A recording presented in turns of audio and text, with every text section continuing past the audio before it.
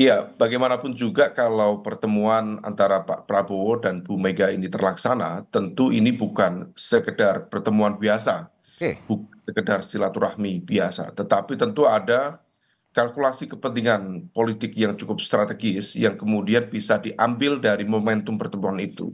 Setidaknya pertemuan antara Pak Prabowo dan juga Bu Mega itu berpotensi menjadi jembatan yang bisa melancarkan transisi kepemimpinan, transisi kekuasaan dari Pak Jokowi kepada Pak Prabowo.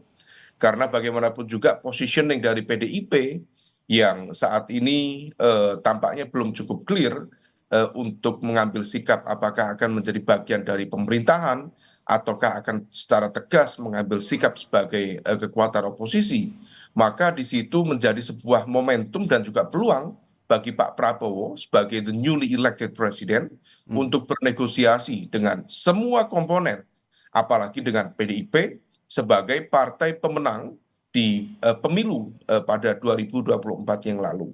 Nah, tetapi juga di saat yang lain kita juga bisa saja secara politik praktis mencermati ini, memaknai ini sebagai sebuah momentum untuk menghadirkan balance of power. Karena bagaimanapun juga menurut informasi spekulatif kalau misalnya dinamika di dalam Golkar kemarin betul-betul terpengaruhi oleh situasi yang berada dalam makro politics dan nama-nama besar di balik Pak Bahlil misalnya, informasi spekulatifnya cukup beragam.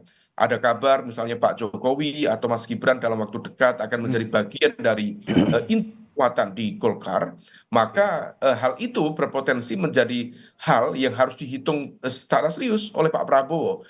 Karena Golkar adalah kekuatan terbesar di Koalisi Indonesia Maju, maka yang bisa dilakukan adalah menciptakan perimbangan kekuatan. Nah, perimbangan kekuatan itu salah satunya bisa dilakukan dengan berkolaborasi dan juga bersinergi dengan PDIP. Bagaimanapun juga memang sesuatu ini apa ya agak sensitif hmm, dan di sisi yang lain juga terlalu absurd untuk ya, dikalkulasikan. hmm. Tetapi dalam konteks komunikasi politik praktis, hal ini menjadi penting karena setiap momentum, setiap statement, setiap positioning akan menentukan stabilitas pemerintahan baru ke depan. Oke. Kalau dalam posisi saat ini saya menganalogikan bahwa Prabowo Gibran ini berada di posisi runway taxi di bandara begitu ya, dengan Prabowo sebagai pilot dan Gibran Rakabuming Raka sebagai co-pilot. Dan proses taxi ini sebelum take off menuju pemerintahan 5 tahun ke depan, eh, Prabowo Gibran sebagai pilot co-pilot berkomunikasi dengan air traffic control di bandara begitu. Nah, sebenarnya komunikasi yang baik, yang ideal untuk Prabowo Gibran bisa take off dengan mulus begitu pada 5 tahun ke depan.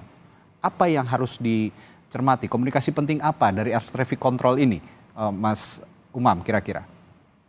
Iya, kalau dari sisi komunikasi politik di dalam pemerintahan baru, transisi kekuasaan di berbagai kesempatan, saya pikir studi-studi tentang konteks transitional government Hmm, itu seringkali meng-highlight tentang isu political instability. Nah, maka yang menjadi concern utama dalam konteks itu yang perlu diselesaikan adalah menyelesaikan berbagai potensi instabilitas politik yang ada. Instabilitas politik bisa dari internal koalisi yang barangkali memang tidak disiplin atau dari elemen kekuatan eksternal. Kalau misal per hari ini partai-partai yang berada di Senayan yang akan lolos di Senayan per 1 Oktober nanti, maka the only one yang berada di posisi belum clear adalah PDIP. Nah, maka komunikasi tadi dengan petugas yang kemudian berpengaruh besar ya dalam konteks makro politik yang tadi disampaikan, ya, maka menjadi sangat strategis untuk dilakukan. Meskipun menurut informasi spekulatif, komunikasi itu juga sebenarnya sudah dilakukan.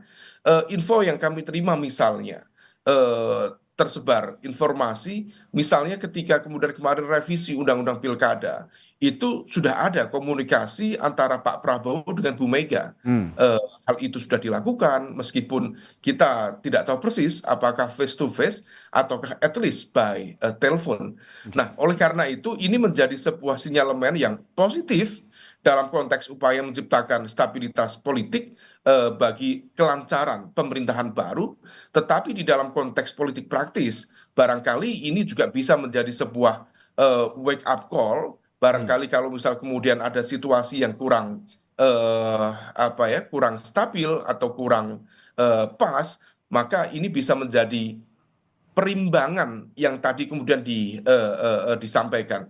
Karena per hari ini Pak Prabowo dengan Bu Mega memang tidak ada masalah Ya, secara komunikasi politik, tidak ada sebuah political resistance secara prinsipil. Tetapi diakui atau tidak, memang ada kendala komunikasi per hari ini antara Bu Mega, PDIP, dengan Pak Jokowi.